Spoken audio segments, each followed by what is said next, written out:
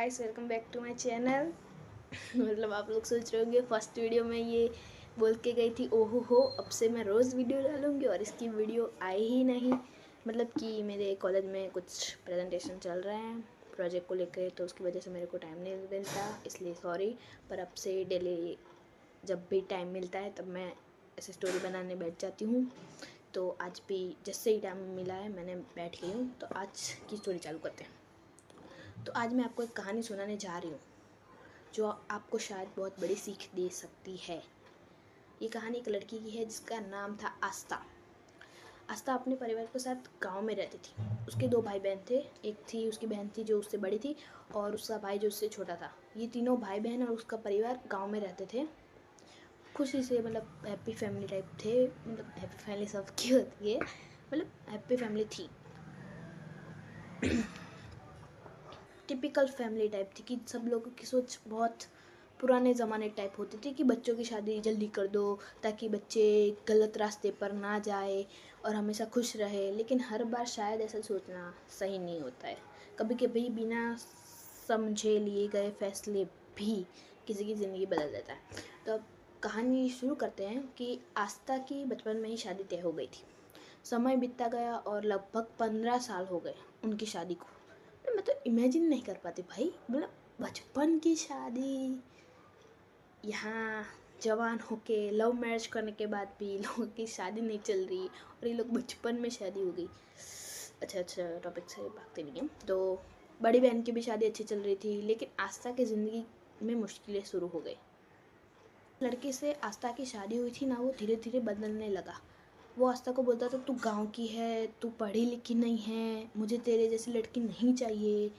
तो आस्था सोच रही थी कि शायद इन्होंने तो मजाक में बोल दिया होगा। उसने हमारे रिश्ते मतलब वो रिश्ता बचाने की कोशिश में लगी पड़ी थी। लेकिन लड़का उसे अलग होना चाहता था कि नहीं भाई अब मेरे को इसके साथ नहीं रहना। फिर उसने एक बहुत गलत प्लान बना दिया। मतलब कि आस्था तो मान नहीं रही थी कि ये मेरे से मतलब प्यार नहीं करता, ऐसे तो बन ही नहीं सकता, हम लोग तो बचपन से साथ है, ये वो। तो वो एकदम अलग ही वो में थे कि नहीं भाई नहीं छोड़ सकता है मेरे को। पर लड़का तो ऐसा बोल रहा था कि नहीं, तू तो पढ़ी लिखी नहीं है, तू ऐसी है वैसी है, तो मेरे को तेरे को रिश्ता नहीं निभाना आपसे। पर आस्था नहीं मानी। तो फिर लड़के ने एक प्लान बना दिया कि अब भाई ये सीधी तरीके से तो अलग होगी नहीं, तो मेरे को अलग रिश्ते से अलग होना पड़ेगा ताकि सब मेरे पे भी ना आए और सब उस पर चला जाए और हम दोनों का अलग मतलब डिवोर्स भी हो जाए।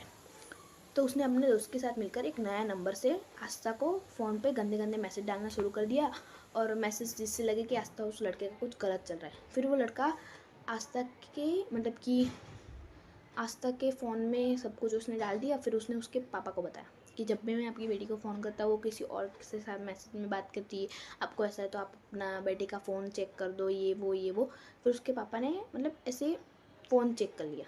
तो मतलब कि वो ऐसे कोई अपनी लड़की के बारे में बोल दे कि भाई आपकी बेटी तो गलत काम करती है, उसके तो बॉयफ्रेंड है, मैं उसके साथ रिश्ता नहीं निभा सकता।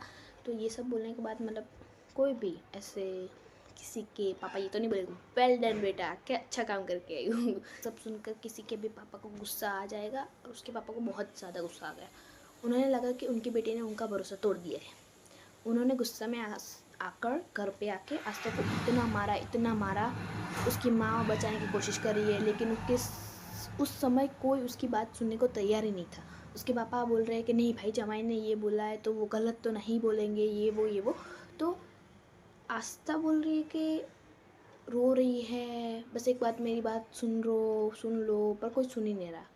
आस्था ने रोते हुए बोला कि पापा मैंने कुछ नहीं किया है, मैं भगवान की कसम खा के बोलती हूँ। मतलब ऐसे भगवान की कसम तो कोई गलती से ही शायद खाएगा। मतलब टिपिकली लोग कोई माता जी को बहुत ज़्यादा मानते थे, अगर उनकी कसम वो खा ले तो मतलब वो 100% सही होगा। तो ऐसे उसने कसम खाई। जब उसने माता जी की कसम खाई ना, तब उसके पापा ने थोड़ा रुक गए कि भाई इसने माता जी की कसम खा ली है, ऐसे तो कोई खाते नहीं है। मतलब कि ऐसा माना जाता है कि उनकी जो कुलदेवी है उनकी कसम ऐसे ही कोई नहीं खा सकता, अगर खा सकता है तो आगे जाके उनको भुगतना पड़ेगा अगर वो गलत होंगे तो उसके पापा रुक गए ऐसे कि मतलब इसने कसम खा ली है तो शायद ये गलत तो नहीं बोलेगी।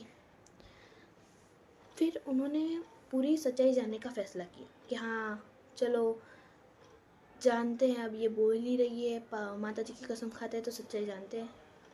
तो फिर उसके पापा ने जांच की कि इसके फ़ोन में कौन ऐसे गंदे गंदे मैसेज डाल रहा है। अगर ये बोल रही है उसका बॉयफ्रेंड नहीं है तो शायद नहीं होगा। तो उसके पापा ने जांच करने पर पता चला कि सारे मैसेज उनके ही जमाई ने कराए हैं, बस उसके फ्रेंड के फ़ोन में से।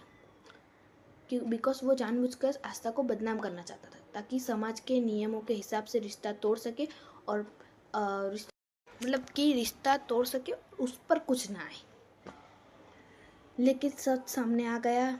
आस्था ने बोला तो उसके पापा ने सब कुछ देखा। तो उसके पापा ने मतलब आस्था टिपिकली बच गई सब चीज़ों में कि भाई मैं सच थी तो क्योंकि उसके पापा ने आखिर में अपनी बेटी पर भरोसा किया, तब जाकर शायद ये सब बाहर आया। अगर वो भरोसा करते ही नहीं तो शायद ये बाहर नहीं आता।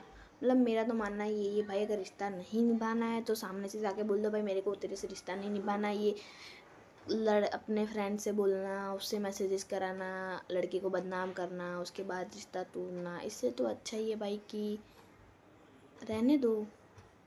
रिश्ता तोड़ना है तो तोड़ दो भाई, ये सब करके क्या मिलेगा, वो लड़की बदनाम होगी। इससे अच्छा अलग मतलब टिपिकली उसके पापा ने सुना। अगर कोई और होता तो शायद सुनता भी नहीं अपनी बेटी की बात। तो भाई ऐसा नहीं करना चाहिए। तो इससे हमें सीख मिलती है कि किसी की बात सुनकर तुरंत फैसला नहीं लेना चाहिए। हर लड़की को अपनी बात रखने का मौका मिलना चाहिए। रिश्ते भरोसे से चलते हैं, झूठ और धोखे से नहीं। माता पिता को अपने बच्चों पर भरोसा करना बहुत ज़रूरी है। और सबसे ज़रूरी बात, किसी की ज़िंदगी के साथ खेलना बहुत बड़ा पाप है।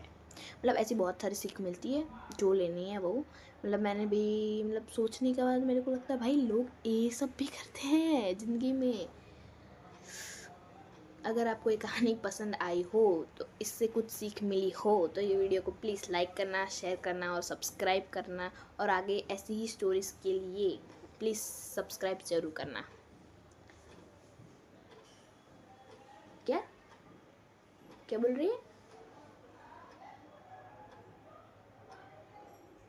गाइस? कहानी में एक नया मोड़ है। सुनने के लिए सब्सक्राइब ज़रूर करें।